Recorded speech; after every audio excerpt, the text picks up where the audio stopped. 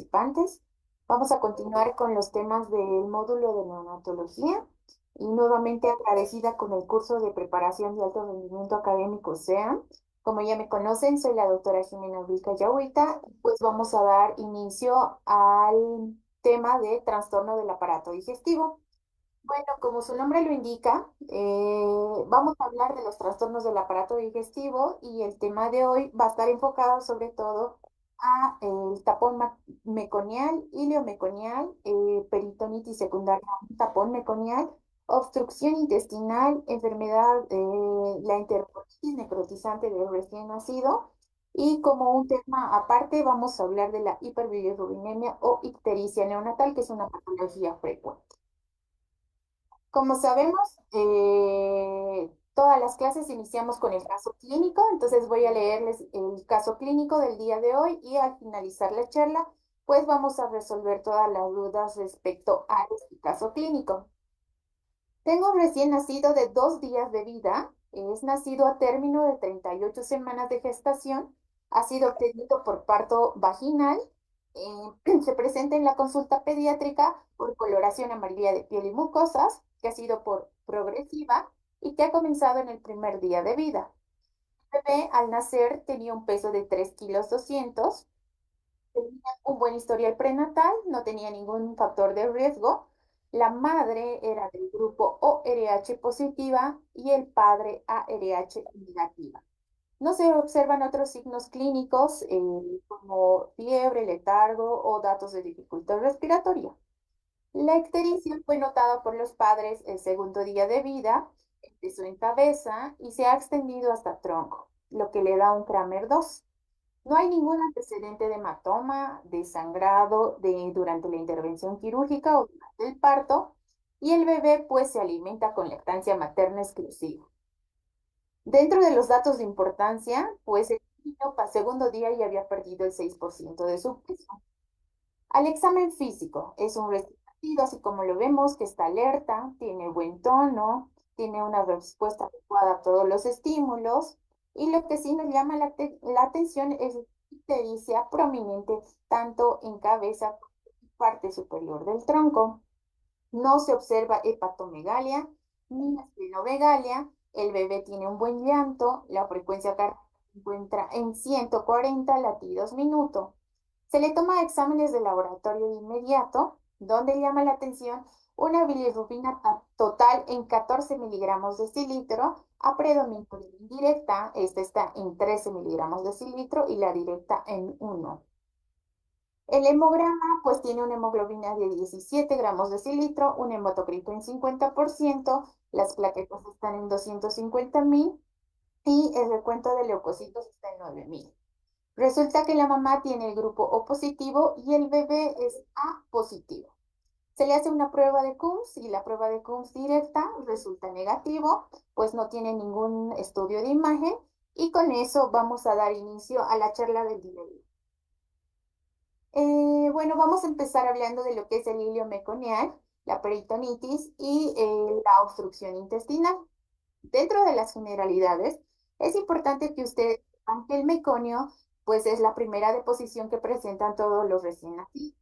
Y este va a estar compuesto por sales biliares, por ácidos biliares y por detritos de mucosa intestinal en el periodo intrauterino. Se sabe que más del 90% de los recién nacidos de término y el 80% de los recién nacidos de bajo peso al nacer, pues deberían presentar la primera deposición en las primeras 24 horas. Y eso es algo fisiológico. Pero cuando hay un retardo en la eliminación de este y tarda o hay ausencia de meconio entre las 24 y las 36 horas, nosotros deberíamos sospechar de algún tipo de obstrucción intestinal. Bueno, dentro de todo esto vamos a hablar del famoso síndrome de tapón meconial. Esta es una obstrucción intestinal, como su nombre lo dice, que estaba formado o va a estar causado por diversos tapones meconiales, ¿no? La zona más afectada del síndrome de tapón meconial siempre va a ser colon distal, recto y el conducto anal.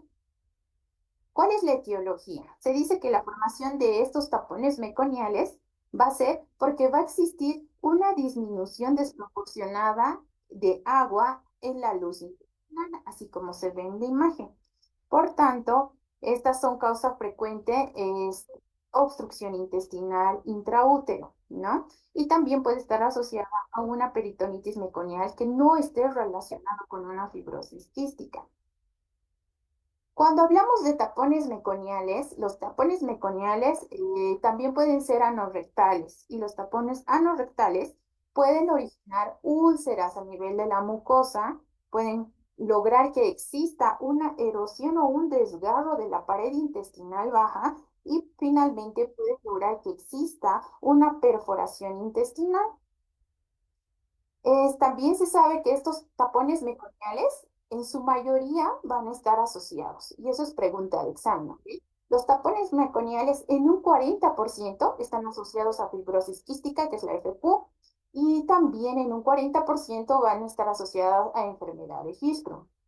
Sin embargo, existen otras asociaciones, como el síndrome de mi colon izquierdo, que la mamá tenga el consumo de opiáceos durante la etapa prenatal o que se le haya administrado sulfato de magnesio o algún tocolítico, también puede retrasar o puede lograr hacer la formación de estos tapones meconiales.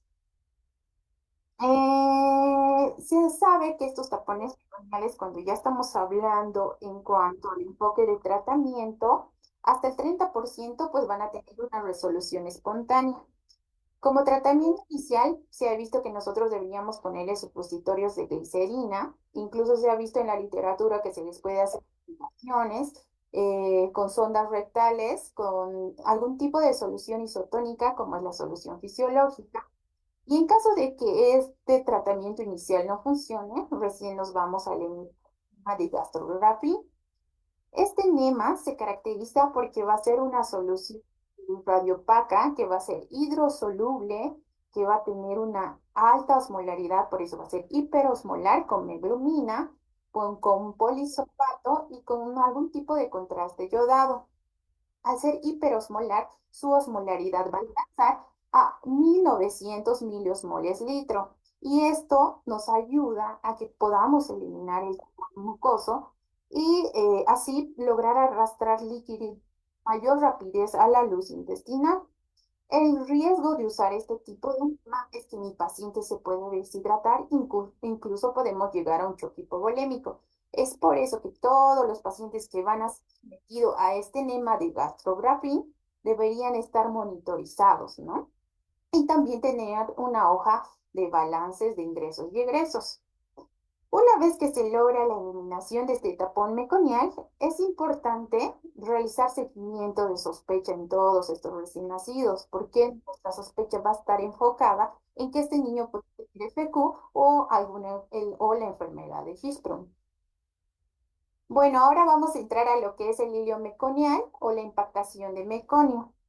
El hilo meconial, sobre todo la localización va a ser en el intestino delgado, ¿no? A diferencia del tapón meconial que va a ser colon anorrectal, ¿listo? En cambio, ilion, así como su dice ilio, intestino delgado, el 30% va a causar algún tipo de obstrucción intestinal y pues se ha visto que es muy frecuente en pacientes con fibrosis quística porque cuando los pacientes tienen FQ, en realidad va a haber una ausencia de las enzimas pancreáticas fetales y eso va a inhibir el mecanismo de la digestión y va a hacer que este meconio adquiera la consistencia viscosa, mucilaginosa y pues se pegue o se adhiera a las paredes.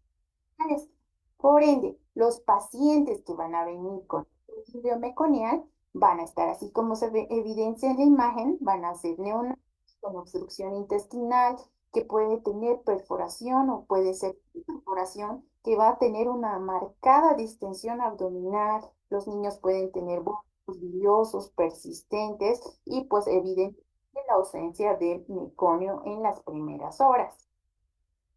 También se ha visto que este hilio meconial puede manifestarse de forma intrauterina, ¿no? Y el feto va a desarrollar una obstrucción intestinal. Esta va a causar vólvulo, puede causar algún tipo de perforación puede causar una citis peritoneal, una peritonitis meconial. Los niños pueden nacer edematosos, ¿no? Pueden estar con anasarca, incluso pueden llegar a fallecer. Se ha visto que este hilio meconial también está asociado a diferentes tipos de mutaciones. Eso quiere decir que tiene que haber una alteración genética de base. Entre estas mutaciones, las más importantes es la F508 del X2, que representa casi el 25% de los pacientes que tienen esta alteración o esta mutación pueden desarrollar hilio meconial.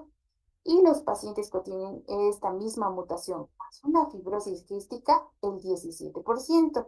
Existen otro tipo de alteraciones. La verdad no creo que tome relevancia, pero quiero que sepan que sí, para un hilio meconial puede haber predisposición genética. Es importante que nosotros también sepamos los antecedentes de fibrosis quística. ¿Listo? Fibrosis quística familiar. Por ejemplo, si tengo antecedente de un hijo previo con fibrosis quística complicada con hilio, pues el 39% de los niños que tienen ese antecedente pueden desarrollar hilio, sobre todo por una mutación autosómica recesiva. Esto incrementa cuando estoy ante gemelos monocigóticos, ¿no? Que hasta el 82% pueden presentar el hilio meconial. En gemelos disigóticos solo el 22%, y si tengo antecedente de que dos hermanos previos tienen fibrosis quística, pues esto va a subir a 24%. Es importante que si tenemos estos antecedentes, pues los niños sean sometidos al cribado neonatal de inmediato. Si este cribado neonatal detecta positivo para fibrosis quística, nosotros debemos hacer la prueba de sudor de inmediato, y los criterios para hacer esta prueba de sudor son recién nacidos que tengan un peso mayor a 2 kilos y una edad gestacional mayor a 36 semanas, porque si no cumplimos estos dos criterios, pues podemos tener falsos positivos. Si la prueba de sudor nos sale positiva, recién podemos ir a pruebas genéticas que confirmen la fibrosis quística. ¿Listo? Entonces, el cribado neonatal positivo y la prueba de sudor son orientativos, pero las pruebas genéticas son las que me confirman el diagnóstico. Cuando hablamos de hilio meconial, es importante que sepamos su diagnóstico diferencial, porque el hilio meconial puede dar signos de obstrucción intestinal y habría que hacer diagnósticos diferenciales con otras causas de obstrucción o pseudoobstrucción intestinal, como la más frecuente puede ser una atresia duodenal, pero en la placa radiográfica tendríamos que tener el famoso signo de doble burbuja. ¿Ok? En cuanto al diagnóstico, el diagnóstico prenatal se realiza con facilidad mediante una ecografía prenatal, y en esta ecografía podríamos evidenciar una dilatación intestinal, podríamos evidenciar las masas meconiales que pueden ser pastosas, una distensión del intestino delgado proximal, que es la zona más afectada para el hilio meconial. El hecho de tener algún antecedente de fibrosis quística en un hermano, como ya les han mencionado, o gemelos monocigóticos, pues incrementa el riesgo y la probabilidad. Cuando nosotros estamos haciendo una revisión clínica, palpamos a nivel abdominal masas pastosas o el signo del cordón, así como si fuera cordón, podemos sospechar en un hilio meconial, y pues el gol estándar para ver tal vez sería la radiografía simple de abdomen, ¿no? O también la radiografía contrastada, que nos permite ver a qué altura realmente está la obstrucción del intestino delgado. El patrón característico puede ser un patrón granular en tipo burbuja, como lo ven, ¿no? Una zona estrecha, una zona amplia, una zona estrecha, una amplia, y eso es el famoso signo de burbuja. En cuanto al tratamiento, el tratamiento de hilio meconial prácticamente es igual que el tampón meconial. Normalmente nosotros usamos el enema de gastrografin, otra vez. Esta es una solución hiperosmolar, que como ya lo habíamos visto, la osmolaridad llega hasta 1900 miliosmoles litro, y su característica más importante es lograr degradar este meconio y irrigar la luz intestinal. También se ha visto la irrigación con soluciones hipertónicas, isotónicas, perdón, como la solución fisiológica, Esta puede administrarse por sondas rectales, pueden ser calientes. Otra opción está la N-acetilcisteína, que también se puede administrar por sonda. Y en caso de que tengo un paciente con sospecha de perforación, la indicación absoluta es ingreso a una intervención quirúrgica para una laparotomía espiral. ¿Listo? Normalmente los niños que entran a una laparotomía exploratoria, más del 50%, en intraoperatorio podemos encontrar atresias, ¿no? Atresias duras. Podemos encontrar zonas estenóticas, podemos encontrar volúmenes intestinales, incluso niños mal dotados, ¿no?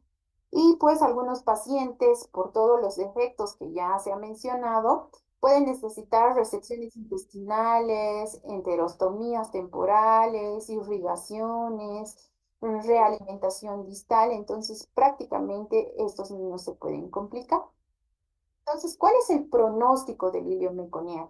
El ilio meconial, pues, los pacientes que tienen fibrosis quística, depende mucho de la gravedad y el estadio en el que se encuentra el paciente, ¿no?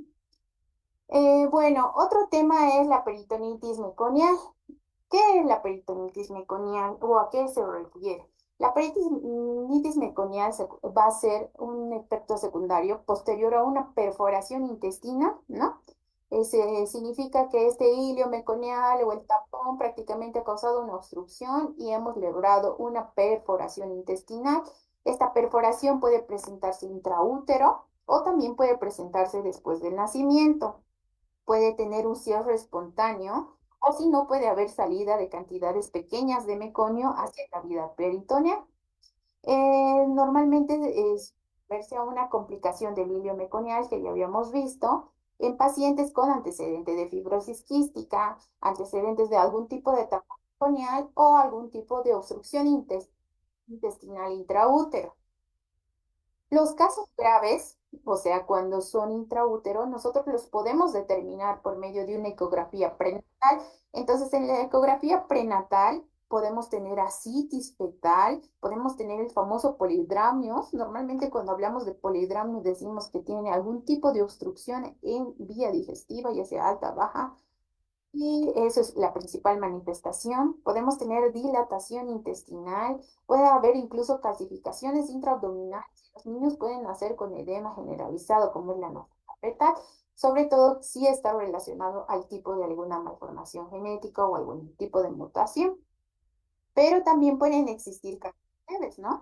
Los pacientes pueden pasar asintomáticos, esto es secundario a un cierre espontáneo que no causa mayor repercusión. Pueden haber signos de obstrucción intestinal con distensión, vómitos, ausencia de meconio. Y pues el tratamiento va enfocado en eliminar esa obstrucción y hacer un drenaje de la cavidad, porque estos niños pueden tener repercusión hemodinámica, pueden cursar una sepsis, un choque séptico y pueden fallecer. Bueno, ahora vamos a hablar de lo que es enterocolitis necrotizante. La enterocolitis necrotizante, quiero que sepan que es la urgencia vital digestiva más frecuente en el periodo neonatal. ¿Listo? Se caracteriza por diversos grados de necrosis, así como se ve en la imagen. Hay diversos cambios en el epitelio intestinal, hay grados de necrosis, compromiso de la mucosa y de la pared intestinal. Pues en la literatura dice que se desconoce en realidad la causa, otros dicen que es multifactorial. Y pues su incidencia está enfocada en 5 al 10%, sobre todo en recién nacidos pretérminos con un peso menor a 1500. Todos estos tienen mayor mortalidad y la mortalidad de los nacidos prematuros o con bajo peso al nacer incrementa de 20 al 30%. Y pues más del 50% de todos los niños diagnosticados con enterocolitis necrotizante tienen que ser sometidos a alguna intervención quirúrgica.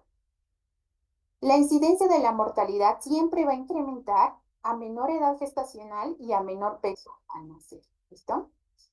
En cuanto a los segmentos más afectados a nivel intestinal, la enterocolitis necrotizante sobre todo va a afectar al ileón distal y al colon proximal. Apréndanse eso, ¿listo? Ileón distal y colon proximal, ¿listo? Porque eso puede ser pregunta de examen. Se ha visto que pueden existir diferentes factores que van a contribuir a estos cambios anatomopatológicos, sobre todo a nivel histológico intestinal. Puede haber un cambio o una isquemia a nivel de la mucosa. Ese tejido puede necrosarse, puede haber una necrosis. Luego de eso puede haber presencia de gas a nivel intestinal y eso es la neumatosis intestinal. Cuando ya hay mucha lesión a nivel de la mucosa y esto puede llegarse a perforar, podemos tener una peritonitis. La peritonitis causa una sepsis, ¿no? Por todo el proceso inflamatorio y finalmente los niños pueden llegar a morir. Existen varios factores de riesgo, pero sí he visto que el principal y el que tiene un alto porcentaje, como es el 90%, son los niños prematuros y más aún los niños prematuros extremos, ¿no? ¿Por qué? Porque van a tener una inmunidad intestinal que va a estar insegura, porque van a tener colonización bacteriana, va a haber una disbiosis microbiana, va a haber isquemia de la mucosa si están sometidos a procesos de hipoxia prolongado. Y pues también se ha visto que existe algún tipo de predisposición genética, sobre todo con el factor de interleucina 6 o el nivel del TOL4. El hecho de administrar sucedáneos o lactancia artificial o fórmulas artificiales por el aumento de la osmolaridad también puede ser una condicionante para tener una enterocolitis necrotizante. Si bien afecta a los prematuros por las características ya mencionadas, también puede tener un gran impacto en los recién nacidos término, cuando tienen algún factor que los condiciona a tener esta patología. Por ejemplo, los niños con asfixia al nacer, que normalmente son de término o post-término, pueden presentar enterocolitis por datos de hipoxia, ¿no? Prolongada. Los niños con síndrome de Down, algún tipo de cardiopatía congénita, igual, porque hay hipoxia generalizada y eso causa una disminución en la perfusión a nivel intestinal, algún tipo de virus como el rotavirus, que es frecuente en los niños o en los neonatos, la gastroesquisis, porque es un defecto de pared. Normalmente los intestinos van a estar expuestos. Y esta exposición hace que estén hipoperfundidos, lleguemos a isquemia, a necrosis, perforación, sepsis y muerte. Y el antecedente de Hirschsprung porque estamos pensando en algún tipo de biliomeconía. Se ha visto que cuando estamos ante una enterocolitis total o que esté gangrenada, pues el compromiso puede ser total, puede ir desde estómago hasta recto, como lo podemos ver en la imagen. ¿Cuáles son las manifestaciones clínicas? Las manifestaciones clínicas en realidad están enfocadas sobre todo en recién nacidos prematuros, ¿no? Las manifestaciones clínicas van a empezar entre las 2 y las 3 semanas de vida, pero cuando son recién nacidos de bajo peso al nacer, incluso se pueden manifestar a los 3 meses. Al inicio tenemos manifestaciones que son inespecíficas, generales, como por ejemplo, pueden hacer apnea, que habíamos dicho, una de las causas de apnea es la enterocolitis, pueden tener hipotermia, pueden tener hipertermia por inestabilidad térmica, pueden tener compromiso del sistema nervioso central por estar letal, o pueden manifestarse signos de sepsis, ¿no? Y cuando tienen manifestaciones a nivel gastrointestinal, sobre todo va a haber distensión abdominal marcada cuando ya estamos en estadios más altos, como el estadio 3. Puede haber intolerancia a la alimentación, las heces pueden ser sanguinolentas, podemos tener distensión, mucho dolor a la palpación, disminución de ruidos, puede haber equipos incluso en pared abdominal. Y pues los exámenes de laboratorio, lo que nosotros vamos a encontrar, sobre todo en niños que ya están en fases terminales, es que vamos a tener disminución de la serie blanca, va a haber, los niños van a estar anémicos, vamos a tener disminución de las plaquetas, van a ser trombocitopenia, podemos tener coagulación intravascular diseminada, los niños dóticos. Y pues aquí en el cuadrito que muestra en el libro, vamos a dividir en las manifestaciones gastrointestinales y sistémicas. ¿no? Las gastrointestinales, como ya se ve en la imagen, la marcada distensión abdominal, dolor a la palpación, intolerancia a la alimentación. Estos niños están que vomitan, los vómitos pueden ser biliares, pueden tener un vaciamiento gástrico retardado, o sea, comen y se les distiende y pues tardan en hacer las evacuaciones. Al emitir de las evacuaciones pueden ser esta con sangre en heces, puede ser microscópica o macroscópica. Los niños pueden tener algún tipo de incremento de las evacuaciones y también cambio de consistencia, puede haber diarrea, puede, podemos palpar algún tipo de masa abdominal y como les había dicho, los cambios de coloración, puede haber fibrosis, puede haber eritema en pared abdominal.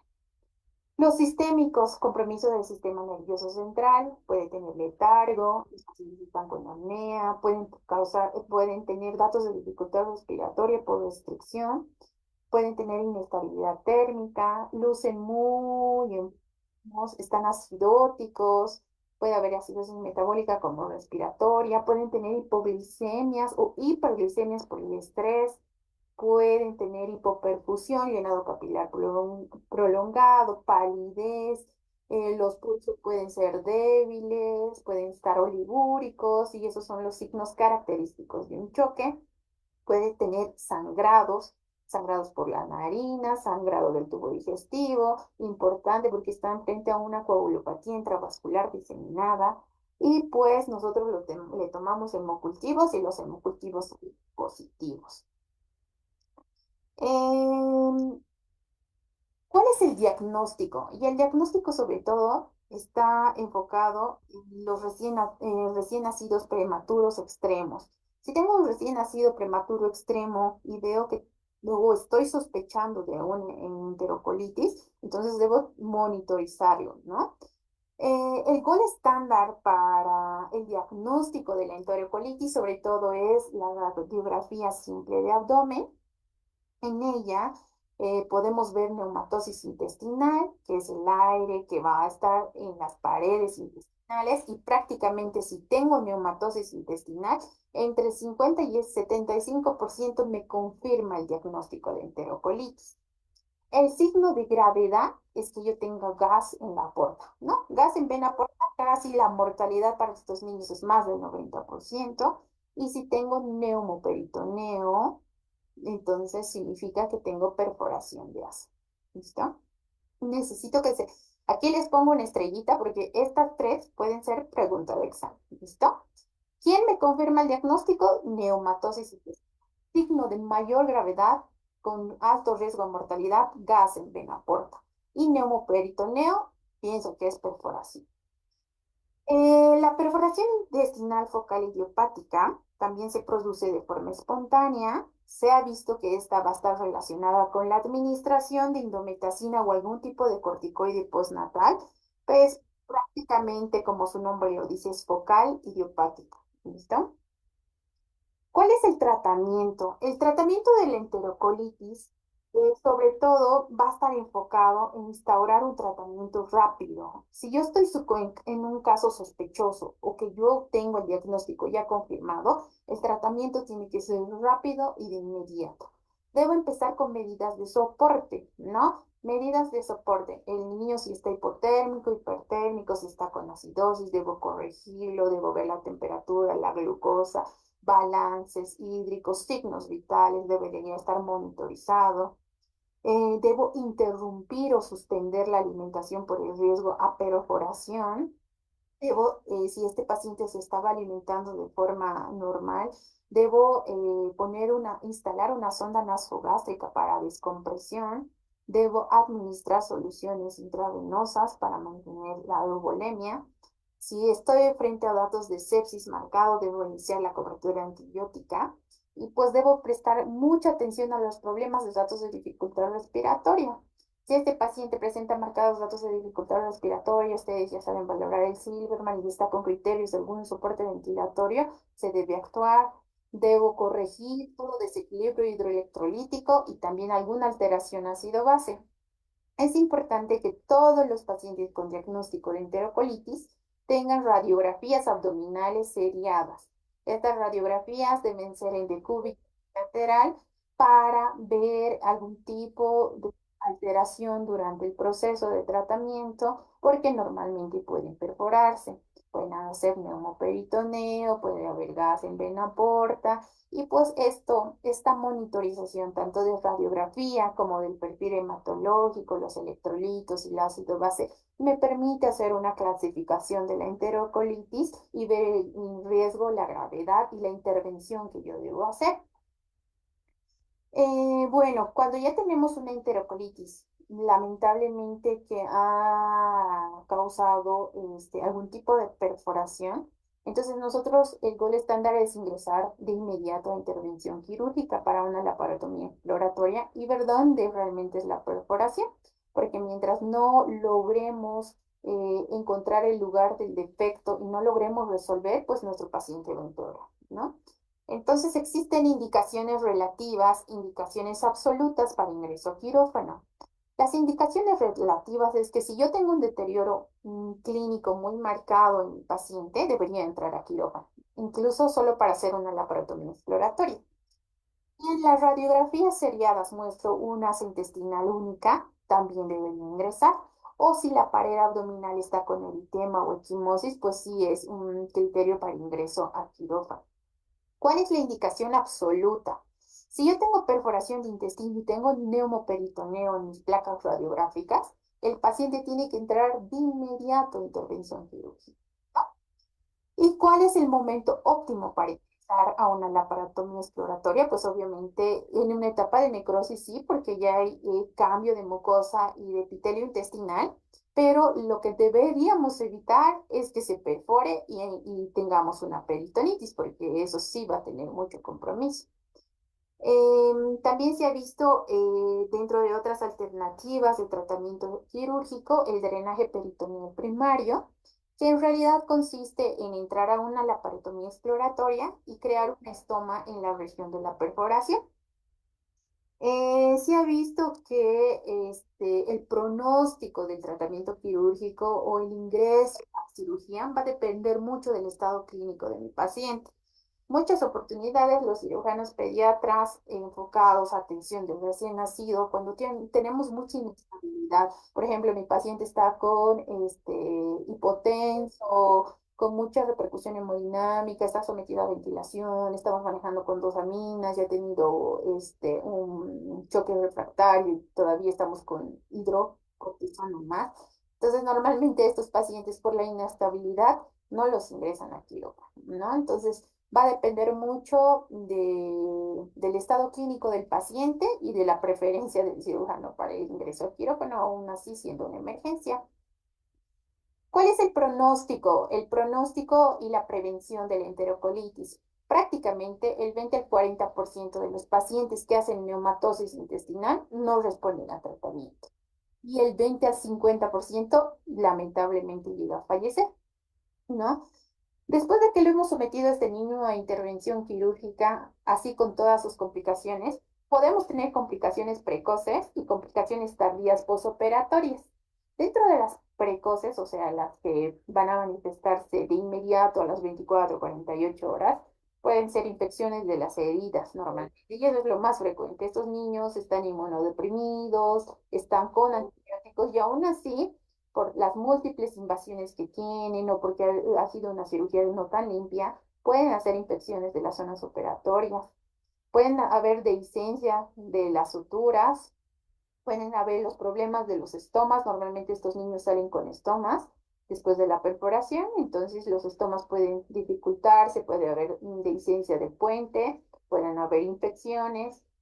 Y las complicaciones posoperatorias tardías, sobre todo es cuando estos niños prácticamente ya recuperan y están en el mes de vida, entonces empiezan a hacer estenosis intestinal en el área de intervención, hacen el famoso síndrome del intestino corto cuando la resección intestinal ha sido más de 30 centímetros.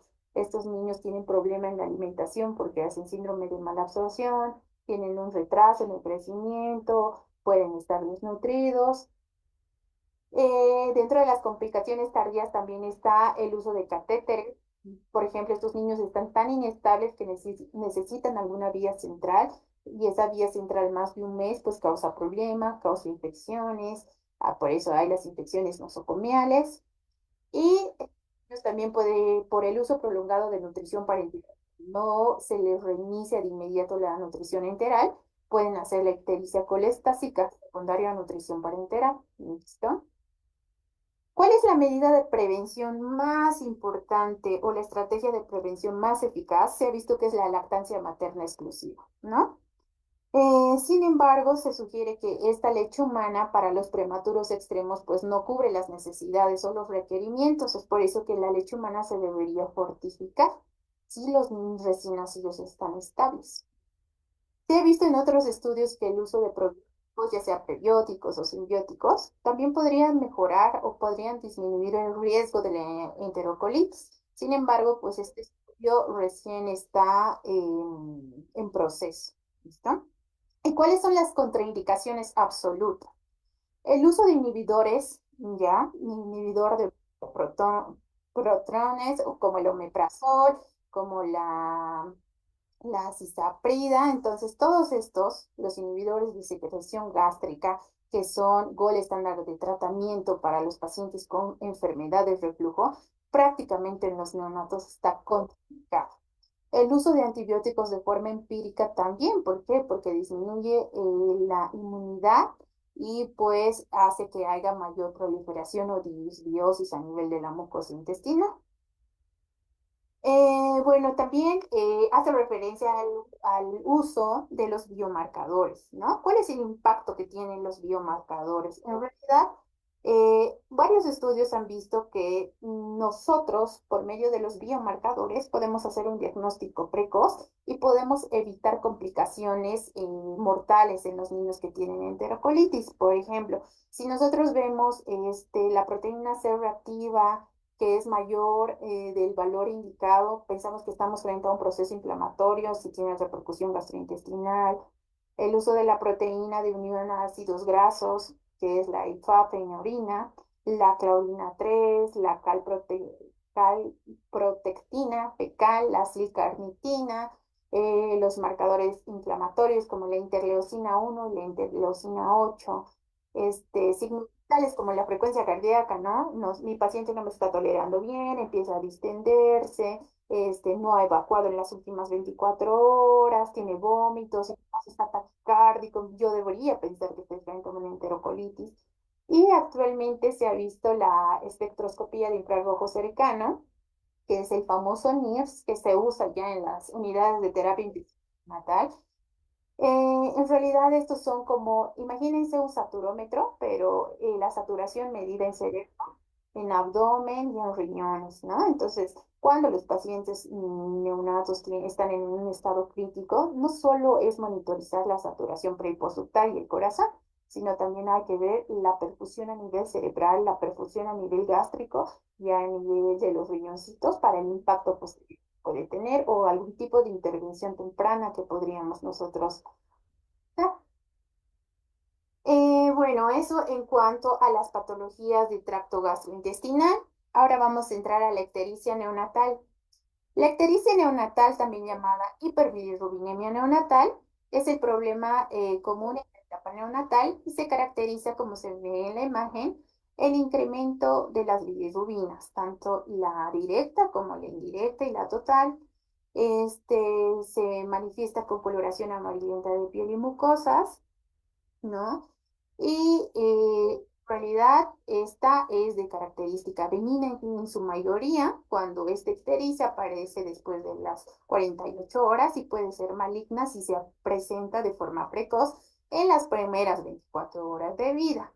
Es importante que ustedes sepan las dos diferencias. Tenemos una bilirrubina indirecta. La bilirrubina indirecta en realidad es el resultado del producto final del catabolismo de la proteína del grupo M. La bilirrubina indirecta es la que me va a causar la neurotoxicidad. Puede haber la encefalopatía hiperbilirrubínica o también llamado kernícteros. Esta bilirrubina indirecta también se la llama es la liposoluble, la no conjugada o la polar. A diferencia de la bilirrubina directa, que es la hidrosoluble, la conjugada o también llamada polar. Bueno, haciendo una introducción, pues se sabe en cuanto a la etiología que el 60% de los recién nacidos término pueden desencadenar la hiperbilirubinemia neonatal y el 80% de los recién nacidos pretérmino pueden desencadenar la misma patología en la primera semana de vida. Entonces, el metabolismo de las bilirrubinas del recién nacido se encuentran en una etapa de transición y esa etapa de transición es la fase fetal. ¿Eso qué quiere decir? Que la placenta es la vía principal de limitación de las bilirrubinas no conjugadas. Sin embargo, cuando estamos en una fase adulta, la forma de conjugación es la bilirrubina conjugada hidrosoluble o la directa, ¿no? Y por donde se excreta por el sistema biliar y también por el sistema digestivo. Es importante que ustedes sepan este cuadrito. ¿Cuáles son las causas que incrementan la bilirrubina no conjugada o la indirecta en neonatología? La primera puede ser incremento de la cantidad de bilirrubina que tiene que metabolizarse en el hígado. Dentro de este grupo, por ejemplo, están las anemias hemolíticas por incompatibilidad de grupo ABO o RH, los niños que tienen policitemia, antecedentes de hematomas o hemorragias intrauterinas, por ejemplo, el cefalohematoma o el caput, pueden condicionar a una hiperbilirrubinemia. Acortamiento de vida de los hematíes. Normalmente los hematíes viven en neonatos de 60 a 90 días, que su tiempo de vida es más cortito, y por incremento de la circulación enterohepática. También puede haber alteración en la actividad de la transferasa. Por ejemplo, quienes logran esta actividad de la transferasa, sobre todo pacientes que han sido sometidos a procesos invasivos y están en hipoxia severa, pacientes que están con infecciones nosocomiales, algún tipo de sepsis, pacientes con antecedente de hipotiroidismo, también puede estar relacionado incremento de bilirrubina no conjugada. Se ha visto que también puede haber alteraciones o alguien que va a competir con la transferasa, sobre todo algún fármaco administrado a la madre, o la ausencia prácticamente de la enzima que también puede condicionar a un incremento de la bilirrubina indirecta o no conjugada. Otra vez, la bilirrubina indirecta o no conjugada es la principal causa de neurotoxicidad. Entonces, va a incrementar la permeabilidad hematocefálica y va a lograr una lesión neuronal irreversible, ¿no? Entonces, si los valores de mi bilirrubina indirecta son muy altos, los pacientes tienen encefalopatía hiperbilirrubínica o pueden tener el famoso kernípteros y esta lesión neuronal puede empeorar con la prematuridad y la asfixia. ¿Listo? Existen otras causas que haya un incremento de la hiperbilirrubina y de la bilirrubina indirecta, como por ejemplo pacientes con deshidratación que pierden más del 7% en los primeros 7 días, pueden incrementar las bilirrubinas indirectas. La lactancia materna también, a pesar que es una medida protectora, igual puede condicionar un incremento de la bilirrubina. ¿Por qué? Porque va a incrementar la circulación enterohepática. Va a haber el retraso del meconio, incrementa, porque todo el meconio por donde se elimina, pues no se está eliminando y eso incrementa la bilirrubina. Y pues algún tipo de detergente fenólico en salas de partos puede incrementar la bilirrubina. ¿Qué es lo que baja la bilirrubina? Si yo le doy una alimentación precoz y frecuente a mi paciente y logro que no se me deshidrate, le doy lactancia materna a pesar de estar amarillo y logro mantener el peso, entonces este paciente pues no va a tener ictericia. ¿Cuáles son las manifestaciones clínicas de la ictericia neonatal? Es progresiva, es cefalocaudal, puede empezar de la carita, del cráneo, la carita, el tórax superior, abdomen, finalmente pies y extremidades. Normalmente nosotros la podemos medir de forma inmediata por una medición transcutánea, que es un método privado, sabiendo que la medición transcutánea solo es orientativa. Si en la medición transcutánea me da clínicamente el niño se ve amarillo con un Kramer más de 2, Entonces estamos obligados a tomarle unos controles séricos. ¿Listo? Es importante que ustedes sepan la tablita de Kramer. Cuando hablamos del Kramer, en realidad estamos viendo dónde va a estar orientado la cantidad de bilirrubinas totales que tenemos. Por ejemplo, en el libro dice cara 5 miligramos, el abdomen 15 y plantas y pies 20. Pero ¿qué nos dice Kramer? Kramer dice cuando estamos en la etapa 1, 5. Cuando estamos en etapa 2, que llega hasta ombligo, todo, si llega a ombligo, sería 10. 15 cuando llegamos hasta rodillas. Cuando llegamos a los pies es 20. Y cuando tenemos compromiso de manos y pies, estamos en estadio 5 y prácticamente es más de 25. ¿Listo? Es importante que ustedes también sepan reconocer cuando estamos frente a un incremento de bilirrubina indirecta y cuando frente a un incremento de bilirrubina directa, porque cambia, ¿ok? Cuando estamos ante la presencia de un paciente que tiene coloración amarillenta, brillante y naranja, pensamos que es una bilirrubina indirecta la que está incrementada. Pero cuando la coloración es verdosa o amarillento turbio, lo que pensamos que está elevada es la bilirrubina directa. Entonces, cuando tengo un paciente con ictericia grave, cuando vamos a tener compromiso neurológico, va a estar letárgico, va a estar irritable, puede tener un llanto agudo, puede convulsionar. Este paciente no tiene buena tolerancia oral y prácticamente tiene mucho compromiso del sistema nervioso central y estamos frente a un paciente con Kernicterus. ¿Listo? ¿Cuáles son los factores de riesgo para el desarrollo de la hiperbilirrubinemia? Existen varios factores, ¿ya? Hay factores de riesgos principales, factores de riesgo secundarios y factores de riesgo disminuido. Y les pongo aquí una estrellita porque este cuadro siempre ha sido pregunta de examen, ¿listo? Entonces, ¿cuáles son los factores de riesgo principal? ¿Listo? Entonces, si yo le hago bilirrubinas totales o transcutánea en una zona de riesgo y me sale positivo, es un factor de riesgo importante, ¿ok? Si mi ictericia es visible en el primer día de vida, es un riesgo principal. Si pienso que mi paciente tiene incompatibilidad de grupo sanguíneo, es importante. Alguna enfermedad hemolítica, este paciente está hemolizando, es importante, ¿no? Si mi paciente es prematuro, no importa si es prematuro o tardío, de 35 a 36 semanas de edad gestacional y tiene ictericia, es un factor de riesgo importante.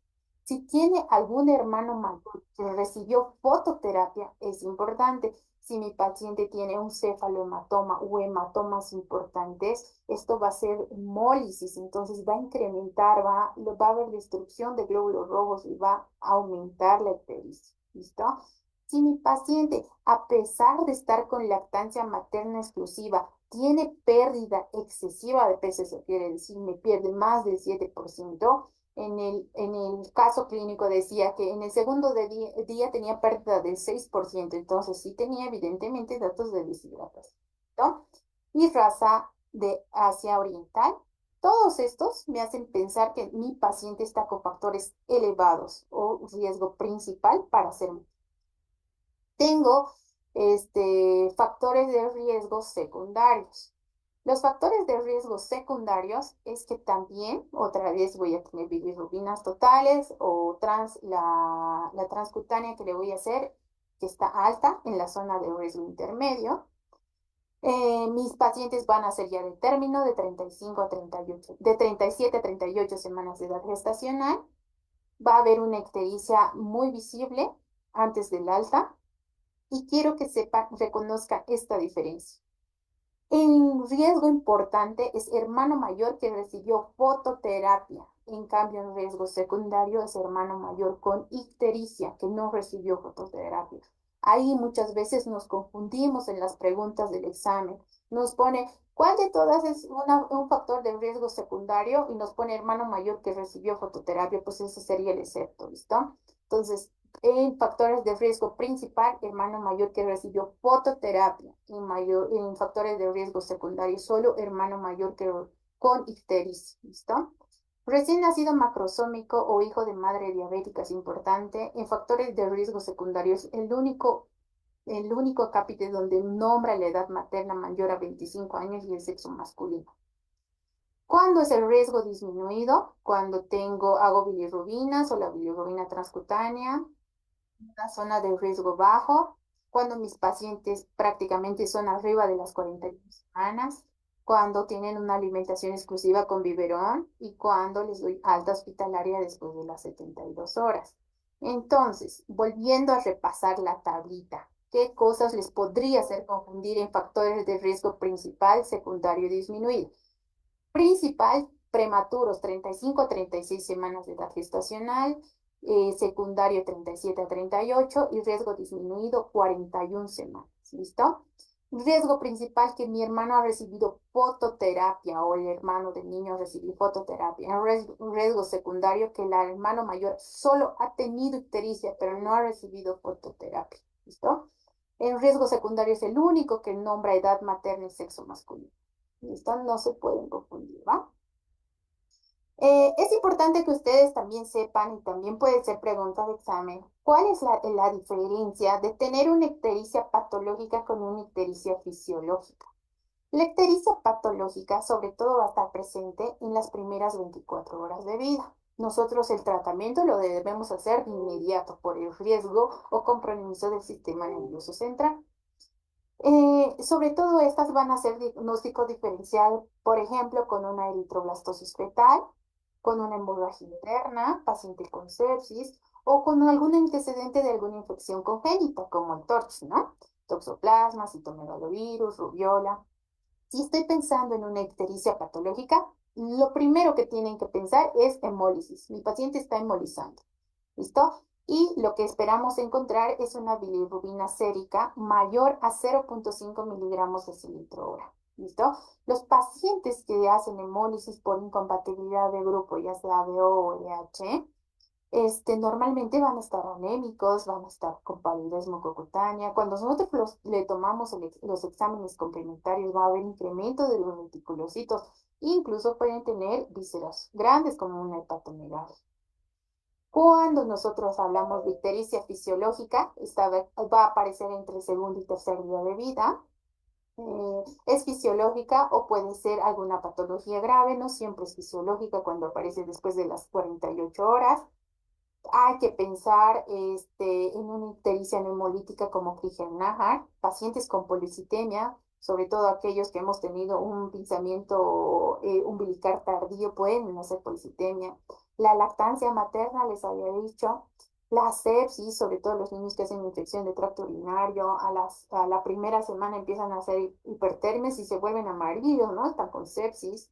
Como habíamos visto, la estenosis hipertrófica de píloro que se manifiesta con vómitos en proyectil, pero que no son biliares, también puede causar una ictericia fisiológica. Y cuando podemos hacer un diagnóstico diferencial, cuando hay una ictericia muy prolongada después de un mes, podemos estar pensando lo más importante, una atresia biliar congénita, ¿no? Normalmente los pacientes con atresia biliar congénita tienen ictericia. Estos niños van a tener bilirrubinas a predominio directo por la obstrucción. Pacientes con hepatitis, sobre todo la hepatitis B, cuando no han sido sometidos a la vacuna o con antecedente de hepatitis B de la mamá. Niños con colestasis o con galactosemia, ¿no? Que eso se podría determinar por tamiz metabólico. Es importante que ustedes se sepan este cuadro y ahorita les voy a explicar este cuadro porque de este cuadro de ictericia pueden venir muchas preguntas, ¿listo? Este cuadro me dice cuándo va a incrementar mi bilirrubina directa y cuándo tengo aumento de la bilirrubina indirecta. Aquí, como les había dicho, aumento de bilirrubina directa, ustedes piensen en algo infeccioso, en algo obstructivo o en algo metabólico, ¿ya? Por eso les he puesto estos tres. Cuando estamos frente a algo infeccioso, pues mi paciente puede estar con sepsis, puede tener una infección intrauterina como el famoso TORCH, toxoplasma, citomegalovirus, rubiola, herpes, sífilis, ¿listo? Cuando estamos ante algo infectivo, puede haber escasez de algún conducto biliar. Mis pacientes pueden tener atresia biliar, pueden tener quistes de colédoco, ¿no? Y cuando estamos pensando en algo metabólico, vamos a tener sobre todo fibrosis quística, galactosemia, déficit de alfa-1 antitripsina y tirosina. Y el resto puede ser enfermedad hemolítica grave, ¿listo? Que normalmente cuando no está tan grave esta enfermedad hemolítica, pues me tiene que incrementar la bilirrubina indirecta. Cuando tengo incremento de bilirrubina indirecta, yo tengo que hacer el famoso test de Coombs. El test de Coombs me va a orientar si mi paciente está hemolizando o no está hemolizando. ¿Listo? Entonces, si mi test de Coombs sale positivo, yo pienso en hemólisis. ¿Por qué? Porque puede haber inmunización, porque puede haber incompatibilidad de RH o puede haber incompatibilidad ABO. Cuando mi test de Coombs es negativo, yo tengo que verme en la obligación de ver de inmediato la hemoglobina.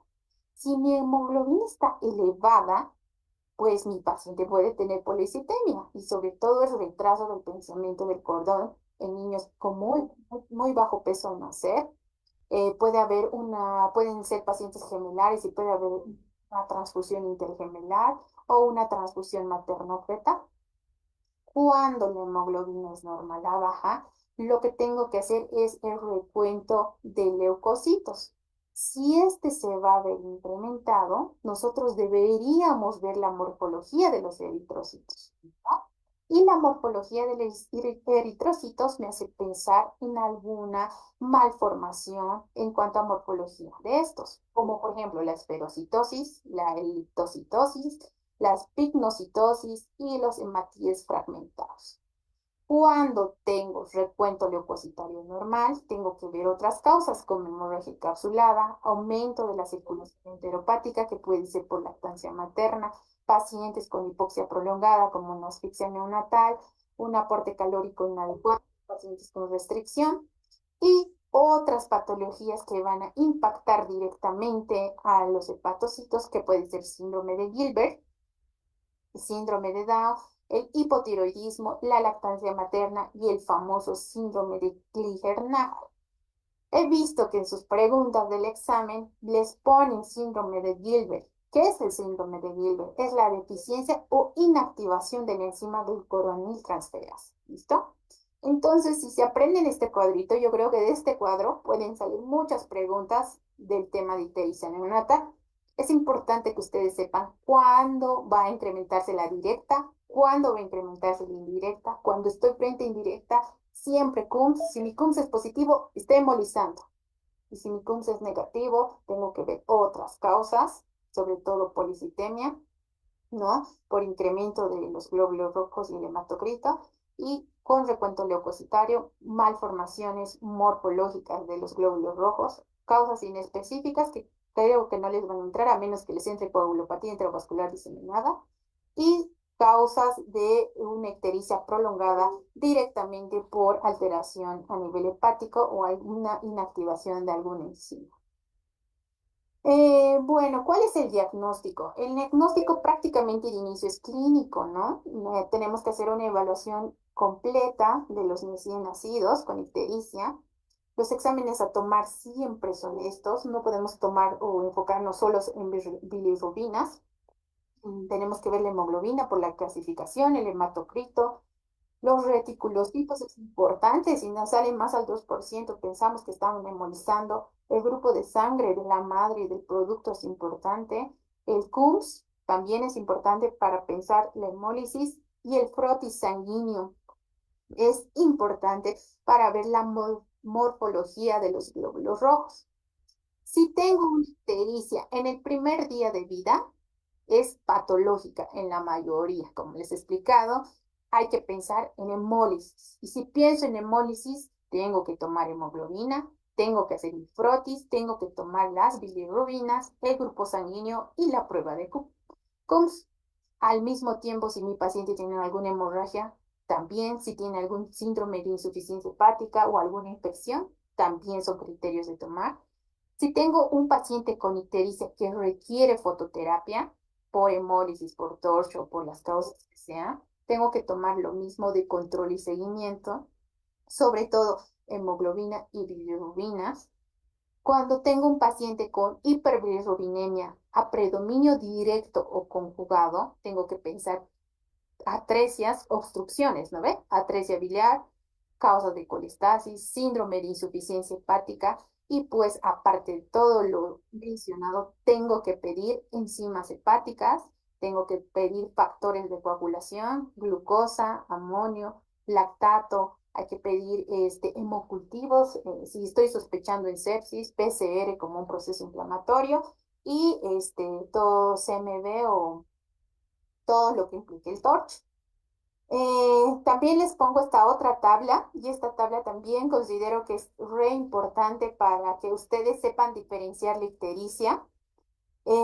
Quiero que sepamos la ictericia fisiológica, la hiperbilirubinemia secundaria a algún factor metabólico, cuadros hemolíticos o hematomas, factores hemolíticos y con componente de hepatotoxicidad y lesión hepatocelular. ¿Listo? Cuando hablamos de ictericia fisiológica, hiperbilirubinemia secundaria a un factor metabólico o cuadros hemolíticos, hematomas como un cefalohematoma o que mi paciente haya tenido un sangrado intrauterino, lo más importante es que va a haber incremento de la bilirrubina indirecta. ¿Listo? Sin embargo, cuando tengo una noxa que va a ir directamente al hígado, como es algo hemolítico o hepatotóxico, por ejemplo, o una lesión hepatocelular, puede haber incremento de las dos. Puede haber incremento de la bilirrubina indirecta y de la directa. También quiero que tomen en cuenta que cuando estamos frente a una ictericia fisiológica o a una hiperbilirrubinemia secundaria a un factor metabólico, la velocidad de acumulación de la bilirrubina siempre va a ser menor a 5 miligramos de cilitro día. ¿Listo? Y cuando hay hemólisis o cuando tengo un problema directamente hepático, la velocidad de acumulación de bilirrubina siempre va a estar mayor a 5 miligramos de cilitro día. ¿Ok? Entonces, cuando hablamos de ictericia fisiológica, cuando está en el prematuro va a aparecer a los 2 o a los 3 días y puede desaparecer en un tiempo muy cortito, como a los 4 o a los 5 días. Las bilirrubinas máximas van a llegar de 10 a 12 miligramos y pues normalmente se debe a algún grado de inmadurez. En el prematuro aparecen de forma más tardía, pueden aparecer entre los 3 y 4 días, puede ser un poquito más prolongado de 7 a 9 días, su pico máximo puede ser hasta 15 miligramos y prácticamente iguales por inmadurez. Cuando estamos frente a un hiperbilirrubinemia secundario a un factor metabólico, lo que quiero que sepan es que la ictericia también puede aparecer en el mismo día, ¿no? De 2 a 3 en prematuro, de término y en prematuros de 4 a días, pero la ictericia tarda en desaparecer, o sea, es variable, no tiene un tiempo límite para que desaparezca. Los parámetros prácticamente pueden ser los mismos, su parámetro máximo 12 miligramos en término y en prematuro 15.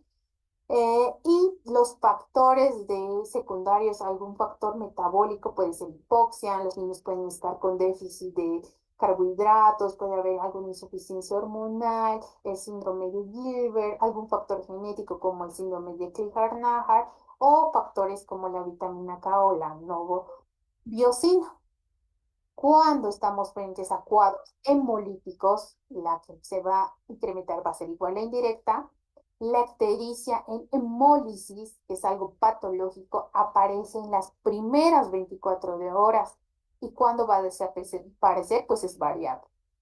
Las bilirrubinas pueden incrementarse hasta 20, 25, por eso no tenemos un límite, es ilimitado, ¿listo? Cuando la velocidad de acumulación siempre es mayor a 5 miligramos y los pacientes por hemólisis, incompatibilidad.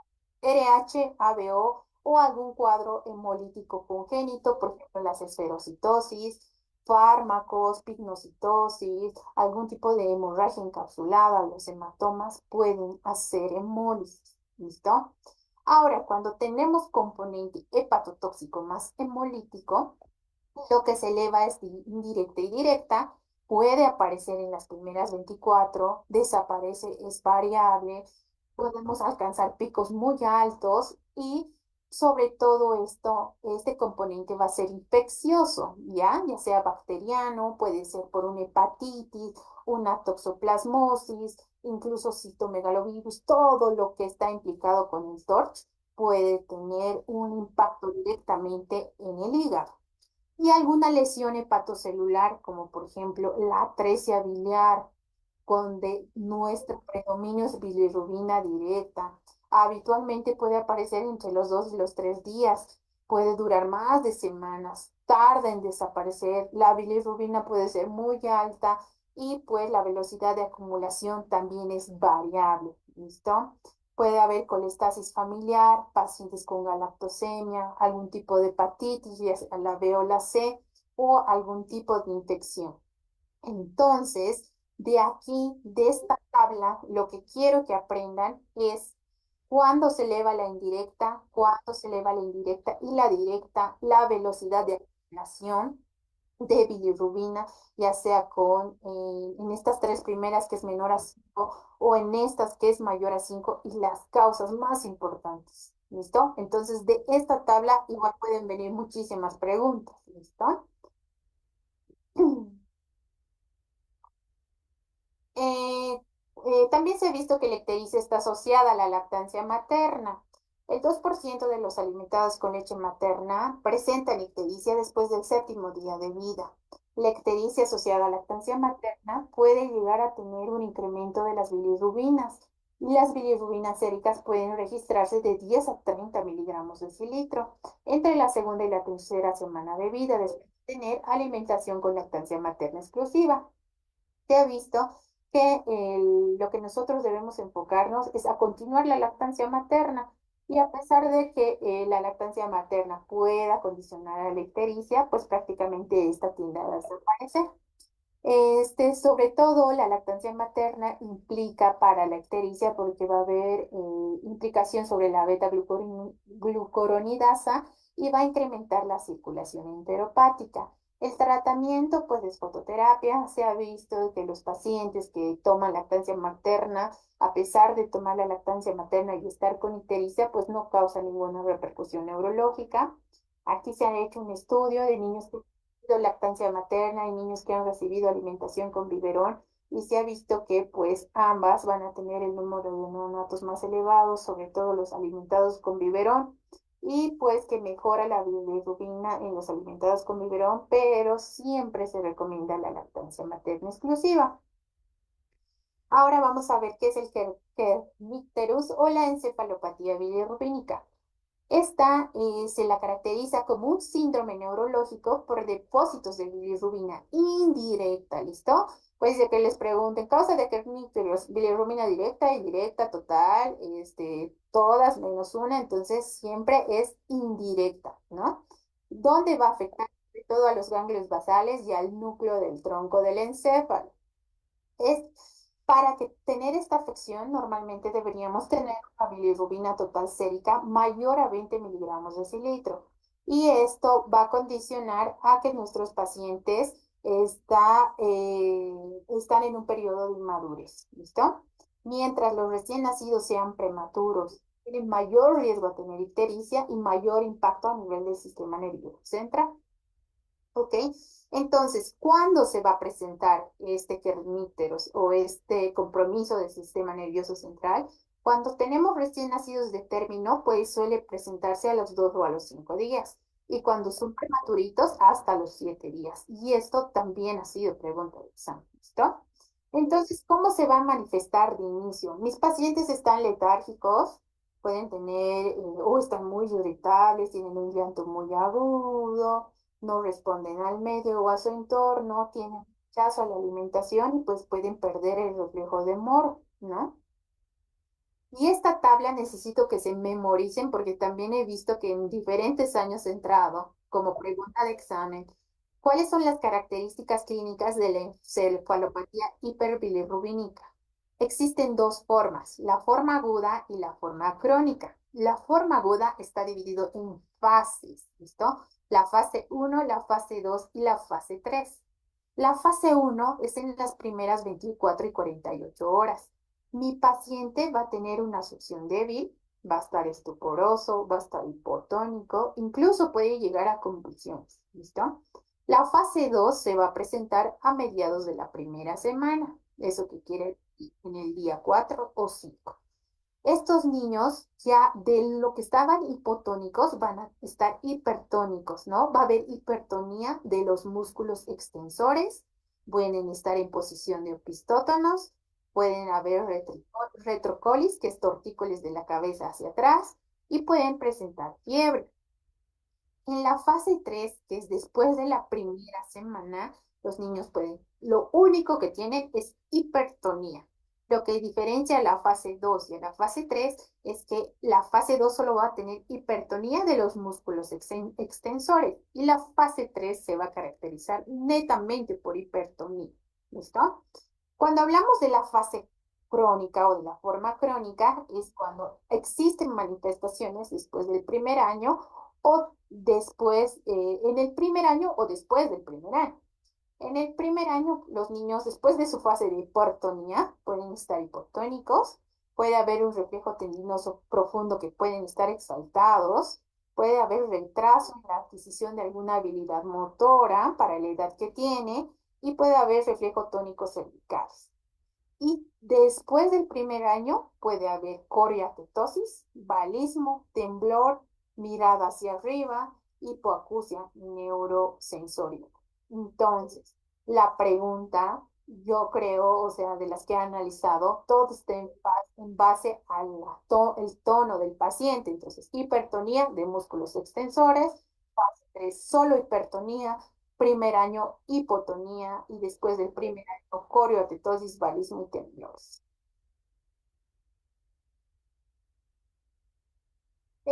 ¿Cuál es la incidencia y el pronóstico? Prácticamente un tercio de todos los niños, independientemente de la edad gestacional, pueden llegar a tener compromiso del sistema nervioso central y causarles kerníteros.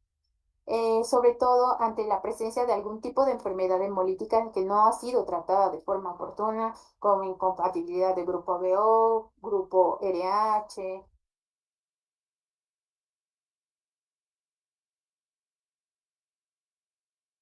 Tenemos bilirrubina total por encima de 25-30 y el impacto va directo al sistema nervioso central. Los prematuros también incrementan su riesgo de 2 a 16%. Se ha visto que los signos neurológicos en un 75% de los pacientes llegan a morir y los pacientes que sobreviven quedan con graves secuelas neurológicas como una coriatetosis bilateral, pueden tener un retraso global del desarrollo, los niños quedan sorditos, hay una hipoacusia, un bilateral y los niños pueden quedar con algún tipo de parálisis cerebral o una tetraplegia espástica. ¿Cuáles son las medidas de prevención? Entonces, para prevenir, lo más importante que nombra el libro es privado universal de hiperbilirrubinemia antes del alta. ¿Qué quiere decir? Que nosotros tomemos las bilirrubinas y más aún en pacientes que tienen algún tipo de factor de riesgo. Por ejemplo, a los prematuros tardíos o los prematuros extremos o algún tipo de inestabilidad, paciente con sepsis, rechazo a la tolerancia oral, deberían ser valorados con bilirrubinas, no solo transcutáneas, sino bilirrubinas séricas antes del alta. ¿Por qué? Porque esto puede tener un impacto muy negativo en el sistema nervioso central. Como les había mencionado, no solo es hacer una transcutánea, también debemos tomar valores séricos y pues se ha visto que el kerníteros sobre todo se presenta a todos los niños que damos una alta hospitalaria antes de las 48 horas. Es mejor que se queden más tiempo, nosotros hacemos controles y pues vamos a mandar a casa a un niño prácticamente estable. ¿Cuál es el tratamiento de la hiperbilirrubinemia? Se enfoca sobre todo en prevenir la neurotoxicidad, porque este está relacionado con incremento de la bilirrubina indirecta, ¿no? O la no conjugada. Nosotros los sometemos a todos los niños a fototerapia, pero antes del tratamiento nosotros vamos a valorar las bilirrubinas séricas tomadas en un normograma. Tenemos normogramas dependiendo de la edad y de los factores de riesgo. Como aquí ven, vamos a ver la bilirrubina sérica total y el número de horas del paciente o el número de días de vida. y pues si nos sale un riesgo bajo, vamos a ver el riesgo. Si nos sale en un riesgo bajo con buen estado general, prácticamente los niños deberían irse a su casa y con controles siempre al tercer día de vida. Y están en un riesgo intermedio, son sometidos a fototerapia. Y si están en un riesgo alto, pues el riesgo o el impacto de neurotoxicidad es alta y estos niños deberían recibir, hacerles recambio sanguíneo. La fototerapia en realidad es la exposición de luz de rango azul, así como se ve en la imagen. Esto viaja de 420 a 460 nanómetros. Debería estar el paciente a una altura de 15 a 20 centímetros para evitar algún tipo de quemadura. Y los controles tanto de bilirrubina y de hematocrito deberían hacerse de forma seriada dependiendo de los criterios que tenga la unidad de terapia neonata. Eh, sí puede causar algún tipo de complicación la fototerapia. Por ejemplo, podemos tener las heces un poco más blanquecinas, como es la cólera. Podemos tener erupciones maculares o algún tipo de exantema purpúrico. Los niños no pueden controlar de forma adecuada la temperatura, es por eso que tienen que estar monitorizados y control de temperatura por turno, porque pueden hacer hipertermias. La hipertermia les lleva a los datos de deshidratación. Es por eso que todos los niños que están sometidos a fototerapia normalmente tienen que tomar 20% más su valor real de alimentación, ya sea de lactancia o de fórmula. Podemos tener el famoso síndrome del niño bronceado después de someterlos a fototerapia. Y pues en casos graves como en una anemia hemolítica o una enfermedad hemolítica por incompatibilidad de grupo, normalmente los descensos bruscos de bilirrubina también van a ocasionar algún tipo de anemia. Existen otros tipos de tratamiento, ¿no? Otras opciones terapéuticas, como es el uso de las inmunoglobulinas. Normalmente la dosis de esta es 0,5 a 1 gramo, ¿listo? Kilogramo dosis, podemos administrar cada 12 horas, sobre todo en pacientes con algún tipo de enfermedad hemolítica que a pesar de fototerapia no tenemos descenso de bilirrubina y tenemos riesgo o impacto sobre el sistema nervioso, tenemos que usar inmunoglobulinas. Este reduce el riesgo de entrar a una exsanguinotransfusión. Otra opción son las metaloporfirinas, que en nuestro medio prácticamente no lo usamos, pero en la bibliografía los menciona como inhibidor enzimático competitivo de la hemoxigenasa. Sobre todo se usa en pacientes con incompatibilidad ABO y pues la administración es una dosis intramuscular.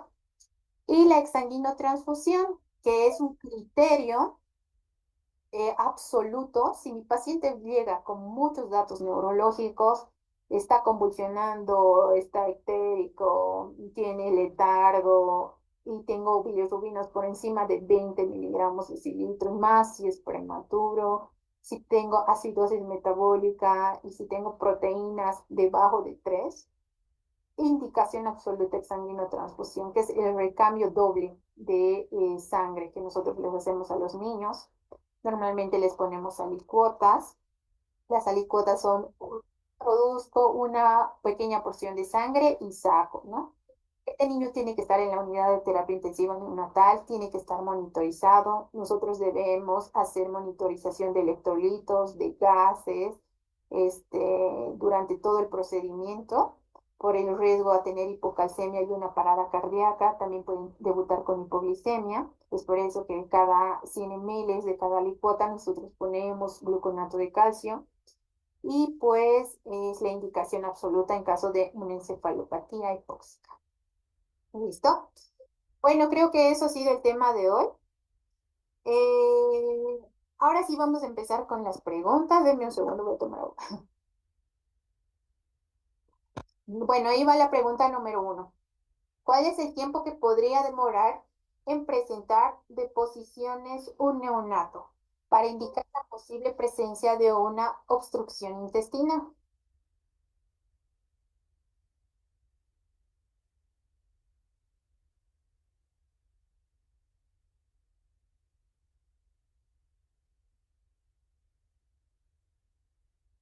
Bueno, muy bien. La mayoría dijo 24 a 36, como habíamos dicho en la exposición. ¿Listo? Todos los recién nacidos de término o de muy bajo peso al nacer, el 90% de término y el 80% de los muy bajo de un peso muy bajo al nacimiento deberían presentar en las 24 horas. Pero si yo estoy ante sospecha de una obstrucción intestinal, ya sea por tapón, ya sea por hilio o por meconio, ¿no? Siempre es 24 a 36. Muy bien. Son los lugares más frecuentes donde se encuentran los tapones de meconio, excepto.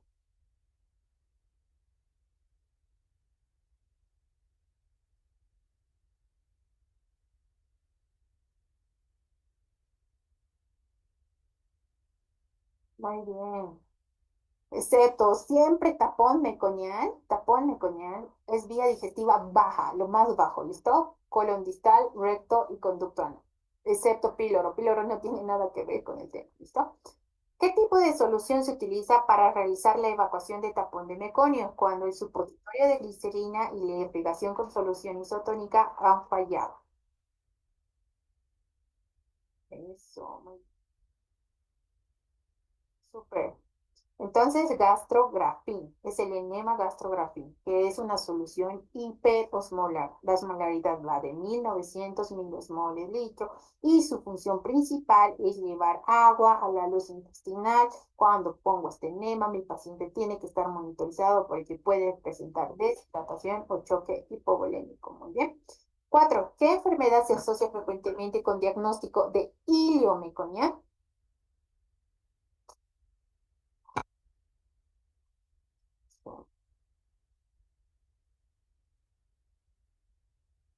Muy bien. Y lo meconea siempre piensa en FQ, ¿listo? O Hispro, pero aquí me Hispro, ¿no? Apendicitis no, colestasis no, hidronefrosis, cólico no, FQ.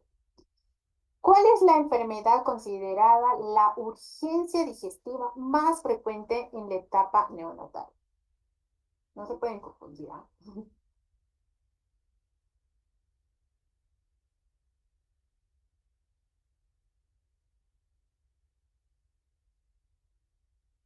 Y si yo les pregunto cuál es la enfermedad más, o sea, la más, a ver, ¿cómo? Les voy a crear otra. ¿Cuál es la enfermedad considerada la urgencia digestiva? ¿Cuál es la patología más frecuente de defecto de pared abdominal?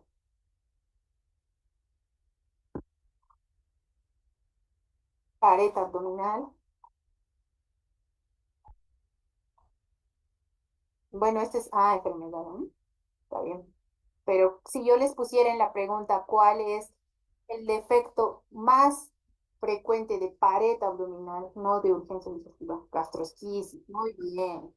Súper. Gastrosquisis, está bien. La respuesta es enterocolitis necrotizante. ¿Listo? Vamos a la pregunta 6. ¿Cuál es el factor de riesgo más importante de la enterocolitis necrotizante? El factor de riesgo más importante.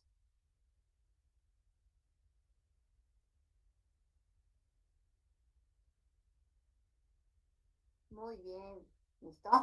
El factor de riesgo más importante, las preguntas siempre váyanse al más importante. Si así en las preguntas les dicen el factor de riesgo, aunque no les pongan el más importante y eso, siempre en las respuestas váyanse a lo más frecuente, no lo más, lo menos infrecuente, ¿listo?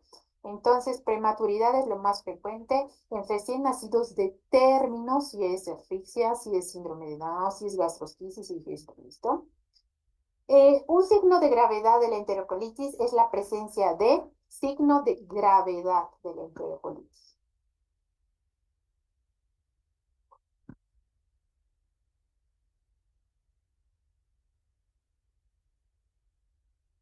Hay varias personas que me responden bien. Y la respuesta va aquí, por eso les dije, en esta diapositiva apréndanse. ¿Quién me confirma el diagnóstico de enterocolitis? Neumatosis intestinal, pero el signo de gravedad siempre es gas en la vena porta. Y perforación es neumoperitoneo. Apréndase estos dos, ¿listo? Entonces la respuesta a es signo de gravedad es gas en la vena porta. Vamos en la 8. Una de los siguientes es indicación absoluta para la intervención quirúrgica en caso de presentar enfermedad de necrosis.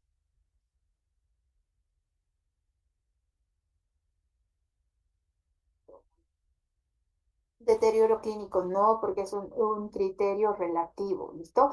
Única asa intestinal es relativo, eritema de pared es relativo, pero intervención directa, un criterio absoluto es perforación.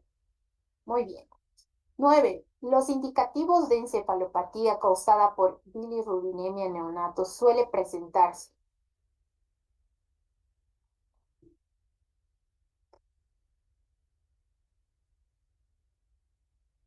Los indicativos de encefalopatía causada por bilirrubina en neonatos suele presentarse entre qué día y día.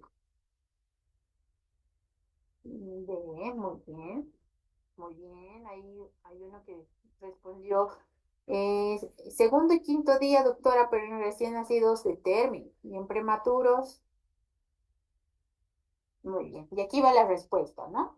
Entonces, se presenta la clínica de 2 a 5 días en recién nacidos de término y en prematuros hasta los 7 días, ¿listo? Entonces, la respuesta es en segundo y quinto día, ¿no? Concurrentemente con la ictericia, no. Sin manifestaciones, no. Entre el décimo y quinceavo día, ni siquiera en el prematuro, ¿no? En el prematuro es el 7. Justo al momento del nacimiento, pues.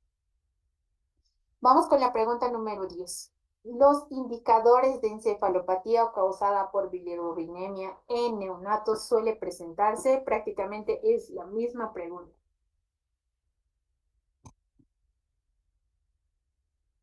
Eso, muy bien. ¿Ven cómo las juegan con las preguntas? Pueden ser las mismas preguntas, pero sus respuestas pueden variar. Incluso hasta cuando ves las respuestas dices, wow, estas respuestas están súper largas. Pero pues las respuestas están. ¿Listo? La respuesta es la misma. El kernicterus o la encefalopatía hiperbilirrubínica se presenta de 2 a 5 días en los recién nacidos de término y en los prematuros hasta los 7 días. Y la respuesta es C. Muy bien. Vamos con la pregunta 11. La rigidez muscular se observa como un signo clínico de daño cerebral causado por bilirrubinemia elevada. ¿En qué etapa? Inicial de la forma aguda, intermedia de la forma aguda, tercera fase de la forma aguda, primer año de la forma crónica o posterior al primer año de la forma crónica. Rigidez muscular. Eso. Cuando ustedes hablan de rigidez muscular, piensen en hipertonía. ¿Listo? Rigidez, hipertonía. Muy bien, José. Rigidez muscular es sinónimo de hipertonía. Y eso es lo que les dije en este cuadrito. ¿Listo? La forma aguda tiene fases.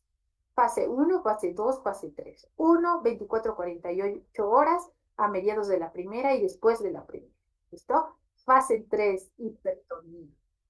Fase 2, hipertonía, pero solo en músculos extensores. Fase 3, hipertonía. Y después del primer año, paciente hipotónico. Memorícense esos tres. Y pues su respuesta es C. Tercera fase de forma aguda. Muy bien. Vamos con la pregunta 12. En un recién nacido de 19 horas de vida, significa que está en su primer día, tiene un Kramer 3, por lo tanto, prácticamente estamos pensando como que mis bilirrubinas me lanzaron mayor a 15 miligramos, ¿no? A ver, más o menos. Bilirrubinas en 14 miligramos, en su mayoría es indirecta, y tengo una prueba de Coombs positivo. La etiología más común, ¿cuál sería?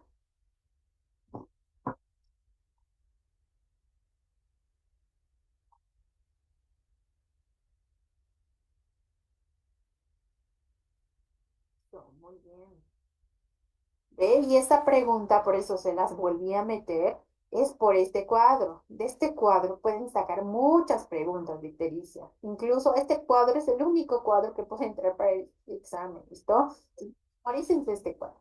Cuando estoy con un aumento de bilirrubina indirecta y mi Coombs me da positivo, siempre piensen en hemólisis, ¿listo? Y su inmunización RH-AB. Cuando es negativo, pues pueden pensar en otras. Y por eso no es las otras preguntas. ¿Por qué? Porque cuando tengo CUPS negativos, recién tengo esferocitosis, recién tengo eliptocitosis, estomatosis, nocitosis, hematíes fragmentados. Y por eso no son las otras, ¿no ven? Aquí, por ejemplo, incompatibilidad de grupos sí, pero esferocitosis me tiene CUPS negativo. Incompatibilidad de RH puede ser, pero esferocitosis negativa. Esferocitosis y hipotiroidismo me dan CUMS negativo. Hipotiroidismo y síndrome de Graham me dan CUMS negativo. El único que me da CUMS positivo es el Moisar. ¿Listo? Incompatibilidad. Muy bien. Y es esa. Es la misma. Listo. Entonces vamos a empezar con el caso clínico. Tengo un recién nacido de 2 días de vida, que nace de 38 semanas, o sea, no es prematuro, no tengo factores de riesgo ahí. El bebé nace con un peso de 3,2 kilogramos, no tiene factores de importancia. La madre es ORH positiva y el padre ARH negativo. Mi paciente pues no tiene ninguna repercusión, no tiene fiebre, letargo ni dificultad. El Kramer que lo doy soy Kramer 2 y para Kramer 2 prácticamente estoy más o menos con una bilirrubina entre 10 y 15. No hay ningún antecedente de hematomas porque los hematomas o los sangrados de intervención quirúrgica pueden causar hemólisis. No tiene. El bebé está alimentado con leche materna. La leche materna puede causar hiperbilirrubina. Y mi paciente se supone que desde que nace, en los primeros 7 días pierde 7%, por día tiene que perder 1%, para el segundo día debería perder solo 2%, por ende está con leves datos de deshidratación. La deshidratación causa ictericia, sí. Tengo recién nacido que está alerta, por ende, entonces no tengo compromiso del sistema nervioso central y mi paciente tiene buen tono, tiene buenos estímulos y buena respuesta. La ictericia está en cara, está en cuello y está en tórax, por eso se piensa que es un Kramer 2. Este no tiene patomegalia, signos vitales normales. Laboratorios, mi hemograma, lo único que me llama la atención, pues nada, tengo un hemograma con hemoglobina de 7, hematocrito de 50, leucos normal, plaquetas normal. Tiene bilirrubinas totales en 14, significa que está incrementado porque está arriba de 5 miligramos, ¿verdad? El predominio es indirecto. Cuando es indirecto tengo que pensar en hemólisis. Le tiene la prueba de Coombs directa y que es negativa. Y tiene un grupo de sangre O, el niño O positivo, y la madre A positivo, ¿no? Entonces van las preguntas. ¿Cuál es el diagnóstico más probable de este caso?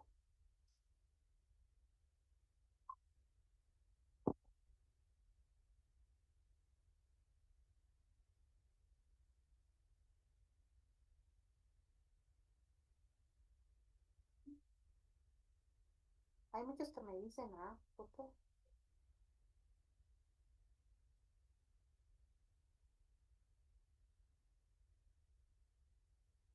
Pero si mi CUMS es negativo, no tengo hemólisis, ¿listo? Si mi CUMS es negativo, no tengo hemólisis, por tanto no hay incompatibilidad, ¿listo? Entonces, la ictericia puede ser fisiológica. La respuesta es fisiológica. Cuando mi CUMS es positivo, pienso en hemólisis, pero mi paciente tiene CUMS negativo. Mi mamá es RH positivo, entonces no puede ser por RH. En todo caso, tendría que ser incompatibilidad de grupo HBO, pero no está hemolizando, entonces no es incompatibilidad. ¿Listo? Entonces la ictericia es fisiológica. ¿Va? ¿Qué factor contribuye más a la ictericia fisiológica en el recién nacido? A. Deficiencia de glucosa 6-fosfato deshidrogenasa. El aumento de la producción de la bilirrubina no conjugada, alguna infección neonatal, hemorragia intracraneal o hiperactividad del sistema inmunológico.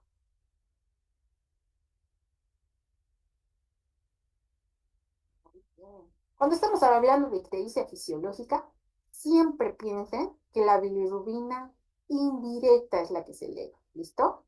¿Por qué? Porque los recién nacidos, todos, más los prematuritos, van a tener algún tipo de inmadurez, ¿no? Y esa inmadurez hace que exista una destrucción más rápida de los glóbulos rojos. Entonces, la vida media de un glóbulo rojo en un adulto es 120 días. En un neonato puede ser de 60 a 90. Entonces, el hecho de que mueran esos glóbulos rojos hace desprendimiento de pigmento biliar y hace que incremente la bilirrubina, la circulación enteropática, la inmadurez también, ¿está? ¿Cuál de las siguientes es la causa más común de ictericia patológica en un recién nacido?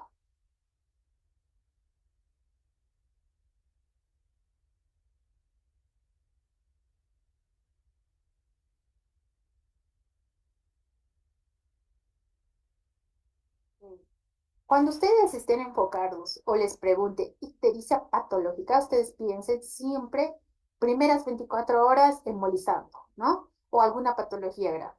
Si está embolizando, incompatibilidad de grupo ABO. Porque si es una ictericia fisiológica, normalmente después de las 24 horas y en su mayoría es fisiológica, ¿no? La hemorragia intraventricular también puede ser, pero eso se debuta como una ictericia después del segundo día. ¿Listo? Entonces, la leche materna normalmente, como les he mostrado en las diapositivas, presenta el séptimo día, al inicio o el fin, que puede durar 2 o 3 semanas. Cuando es ictericia patológica son las primeras 24 horas. Entonces, la respuesta está muy bien, todos respondieron B. Vamos a la 4. La prueba de Coombs negativo, en este caso, ¿qué sugiere?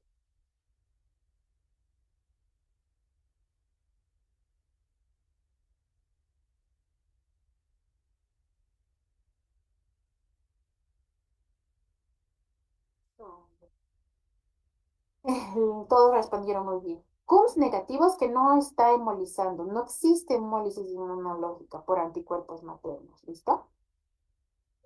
Muy bien. ¿Cuál de las siguientes es una complicación potencial de la ictericia no tratada en el recién nacido? Si yo no trato la ictericia, va a tener impacto directo sobre. Muy bien, listo. Ictericia no tratada, sistema nervioso central, ¿listo? Que es muy bien. ¿Cuál es el tratamiento inicial recomendado para este caso? Si tengo una ictericia fisiológica.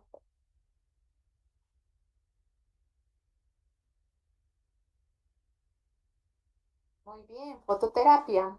Ictericia fisiológica que está por debajo de, o sea, por valores incrementados en el normograma, siempre va a fototerapia. Inmunoglobulina es hemólisis. Transfusión de sangre, anemia por hemólisis. Antibióticos niño con sepsis, ¿listo? Entonces, muy bien. La pregunta 7: ¿qué característica de la ictericia en el recién nacido indica que es fisiológica y no patológica?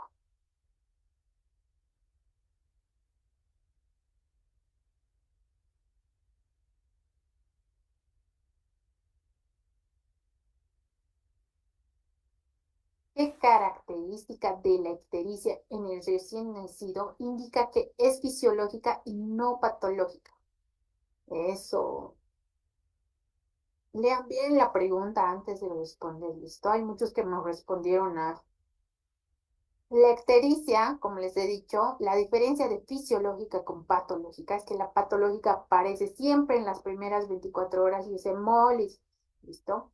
La fisiológica aparece después de las 48 horas, 72 horas y normalmente es fisiológica por lactancia, puede ser por otras enfermedades, pero que no es hemolítica. ¿No? Entonces, la ictericia que mejora con fototerapia normalmente es fisiológica. La pregunta número 8. En un bebé con ictericia y bilirrubina total superior a 15 gramos de cilitro, ¿qué es lo más adecuado hacer?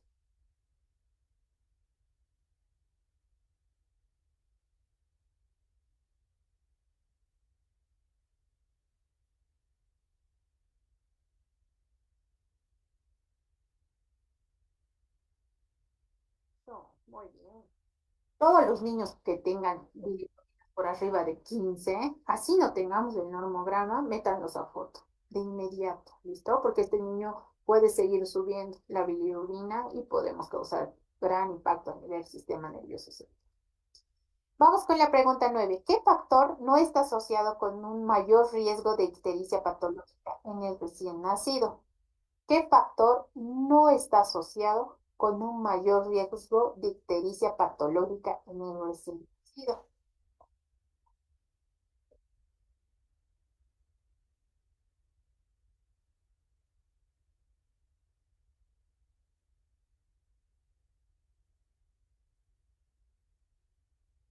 Muy bien, todos respondieron bien, ¿no? La lactancia materna sí o sí puede estar asociada con algún tipo de lógica. ¿Listo? Y no tanto así con una ictericia patológica como la habíamos mencionado. Bueno, eso ha sido la clase del día de hoy. La verdad, mis sugerencias de esta clase es que sí les pueden confundir mucho con los dos gráficos que les he mostrado de ictericia, causas de bilirrubina directa y causas de bilirrubina indirecta. Y revisen otra vez ese gráfico para no confundirse. Vean cuándo es CUMS positivo, cuándo es CUMS negativo y qué sospecharían ante ese caso. Ustedes determinan Kernicterus, cuando, las fases que les he mencionado de Kernicterus, porque también de ahí les puede venir muchas preguntas. Y pues después yo creo que está súper bien. Listo, que les vaya muy bien. Nos vemos en la próxima clase. Tengan muy buenas noches.